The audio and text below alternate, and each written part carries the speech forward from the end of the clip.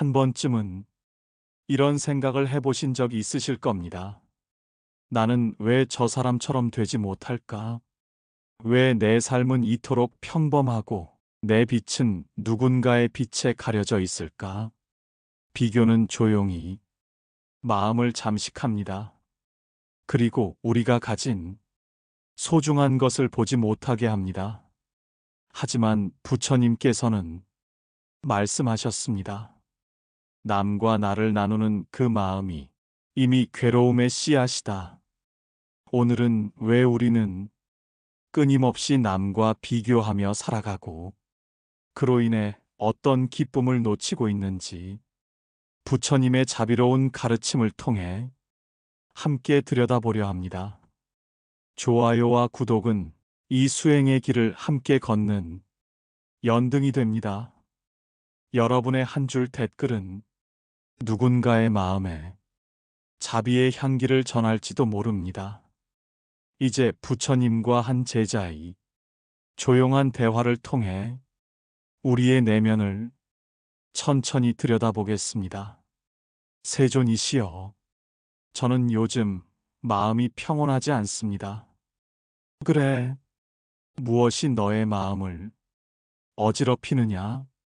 요즘 들어 자주 제 또래 수행자들을 보게 됩니다. 그들의 수행은 깊고 말에는 지혜가 담겨 있고 사람들 또한 그들을 우러러 봅니다. 나는 부끄럽습니다. 같은 길을 걷고 있다 하나 저만 뒤처진 느낌이 듭니다. 마치 어두운 방 안에서 남의 빛만 바라보는 것 같습니다. 부처님께서는 조용히 고개를 끄덕이셨습니다. 그 마음 누구나 품을 수 있다. 하지만 그 마음이 오래 머문다면 너는 결코 고요에 닿지 못할 것이다. 남을 바라보며 생긴 마음은 자기 자신을 잊게 한다. 자신을 잊은 수행자는 물 없는 그릇과 같아서 채워질 수가 없단다. 세존이시여, 그럼 저는 어떻게 해야 이 비교의 마음을 놓을 수 있을까요? 부처님께서는 조용히 빙그레 웃으시며 옛날의 한 이야기를 들려주셨습니다. 옛날 어느 마을에 두 농부가 살고 있었단다. 한 사람은 넓은 밭을 가지고 있었고 다른 이는 손바닥만한 텃밭을 지니고 있었지. 텃밭의 농부는 늘 옆밭을 바라보며 한숨을 쉬었단다. 저 넓은 밭이면 나는 더 풍요롭게 살 수 있었을 텐데. 하지만 그가 한 해 농사를 망친 이유는 밭의 크기가 아니었다. 자신의 땅을 돌보는데 마음을 쏟지 않았기 때문이었지. 넓은 밭을 가진 농부는 묵묵히 일구었고 텃밭을 가진 이는 넓은 밭을 바라보느라 자기 밭을 메마르게 했단다. 너의 수행도 마찬가지다. 남의 길은 바라보는 데 그치고 너의 마음은 돌보는 데 집중하거라. 우리는 모두 다른 씨앗을 품고 이 길을 걷는다. 누군가는 먼저 꽃을 피우고 누군가는 늦게 열매를 맺는다. 하지만 중요한 것은 그 씨앗이 제대로 자라고 있는가 하는 것이다. 제자는 고개를 숙였습니다. 마치 마음속 비교의 잡초가 조금은 뽑혀나간 듯한 느낌이었습니다.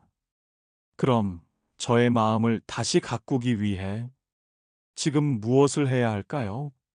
침묵 속에서 너의 마음을 들여다보거라. 침묵은 남과 너를 가르는 벽을 없애고 온전히 너 자신으로 돌아오게 해줄 것이다. 세존이시여, 제가 가진 마음이 고요하지 못한 것은 남과 저를 비교하는 생각 때문임을 깨달았습니다. 그런데 그 생각은 멈추기가 어렵습니다. 떠오르고 또 떠오릅니다. 부처님께서는 조용히 제자의 말에 귀를 기울이셨습니다. 생각은 바람과 같다. 눈에 보이지 않지만 모든 것을 흔들 수 있지. 그리고 그 생각은 업을 낳는다. 생각이 언어가 되고, 언어가 행동이 되고, 행동은 다시 너의 마음을 묶는다. 세존이시여, 비교도 업입니까? 그래. 비교는 미세한 갈망의 씨앗이다. 그 씨앗은 스스로를 작게 만들고 다른 이를 부러워하며 괴로워하게 한다. 업은 단지 큰 죄와 악행에서만 생기는 것이 아니다. 하루에도 수없이 일어나는 작은 생각, 짧은 말, 무심한 시선 속에서 그대는 수많은 업을 짓고 있다. 부처님께서는 손가락으로 흙을 쓸어내리며 비유를 들려주셨습니다. 어느 날 한 사람이 정원을 걷고 있었단다. 그는 지나가며 옆집의 정원이 자신의 것보다 더 아름답다고 생각했지. 그 생각은 곧 말이 되었고, 말은 시샘이 되었으며, 시샘은 자신이 가꿔야 할 정원을 등한시하게 만들었다. 결국 그의 정원은 시들어갔단다. 하지만 그는 여전히 남의 정원을 보며 왜 나는 저렇지 못한가를 되뇌었다. 이것이 바로 생각에서 시작된 업이고 그 업이 만드는 괴로움의 연쇄다. 제자는 깊은 숨을 내쉬었습니다. 세존이시여, 그렇다면 어떻게 하면 이 생각의 흐름에서 벗어날 수 있습니까? 관찰하라. 너의 생각이 일어나는 순간 그것을 나라고 여기지 말고 구름처럼 흘러가는 것으로 보아라. 말도 조심해야 한다. 남의 삶을 말하며 스스로를 깎는 말은 결국 너를 더 어둡게 만든다. 가장 두려운 업은 남을 흉보는 것이 아니라 자신을 낮추는 것이다. 그것은 지혜의 문을 닫아버리기 때문이다. 부처님께서는 말을 이으셨습니다. 사람마다 걷는 길은 다르다. 그 길 위에 놓인 바람, 햇살, 구름, 그림자조차 다르다. 하지만 우리는 그 다름을 이해하지 못한 채 같은 속도, 같은 풍경을 요구한다. 세존이시여, 비교하는 마음은 결국 자기 자신을 알지 못해서 생기는 것이군요. 그렇다. 자신의 가치를 스스로 알아보지 못한 자는 언제나 외부의 기준에 휘둘린다. 자신이 어떤 씨앗을 품고 태어났는지 그걸 알지 못한 채 남의 꽃을 부러워하는 것이다. 세존이시여, 이제는 그 마음이 해롭다는 것을 알겠습니다. 그러나 여전히 남과 저를 바라보는 눈길이 사라지지 않습니다. 부처님께서는 제자의 정직한 고백에 따뜻한 미소를 지으셨습니다. 그 마음을 부끄러워 말라. 중생의 마음은 흐르듯 일어난다. 다만 그 흐름을 따라가지 말고 그 흐름을 관찰하거라. 세존이시여, 저는 그것을 멈추려 애써 보았습니다. 그러나 멈추려 하면 할수록 오히려 더 강하게 올라옵니다. 마음을 억누르려 하지 말고 그 마음이 어디서부터 시작되었는지를 보아라. 부처님께서는 다시 조용한 이야기 하나를 들려주셨습니다. 옛날 어느 산중 마을에 가난한 목수가 살고 있었단다. 그는 주변의 부유한 장인들을 보며 늘 자신의 재주가 하찮다고 여겼지. 하지만 그가 만든 작은 나무 숟가락은 한 스님에게 닿아 수십 년을 함께하는 수행의 도구가 되었단다. 그 목수는 자신이 만든 것이 작고 못났다고 생각했지만 그 숟가락은 누군가에겐 생명을 지탱해주는 자비의 그릇이었지. 그대가 가진 것이 작다고 여기지 말라. 그대의 조용한 발걸음도 누군가에겐 길이 될 수 있다. 부처님께서는 제자에게 몇 가지 수행을 권하셨습니다. 비교의 마음이 올라올 때는 다른 이의 삶에 자비심을 품거라. 그가 지닌 것에 감탄하고 그가 걷는 길에 연등을 켜는 마음을 내거라. 자비는 곧 나를 살리고 남을 살리는 복의 문이 된다.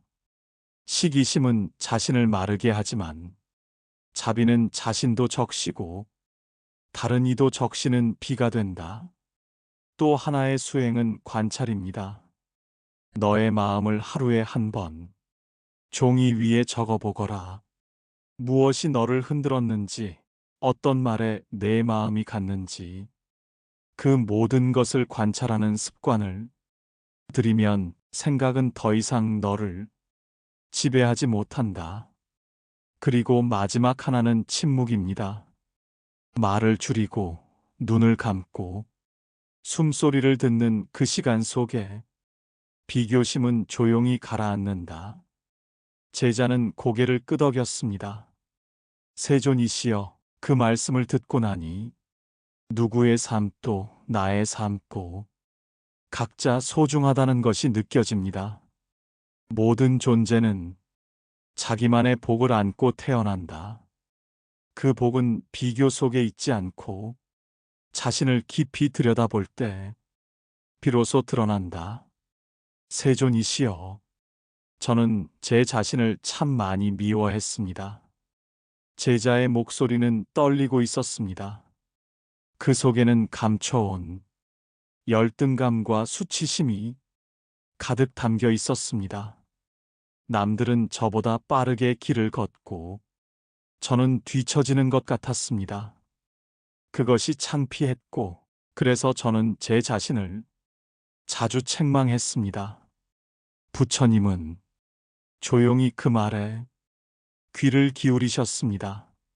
세존이시여, 그 마음이 점점 깊어지면서 이제는 남을 미워하는 마음까지 올라옵니다.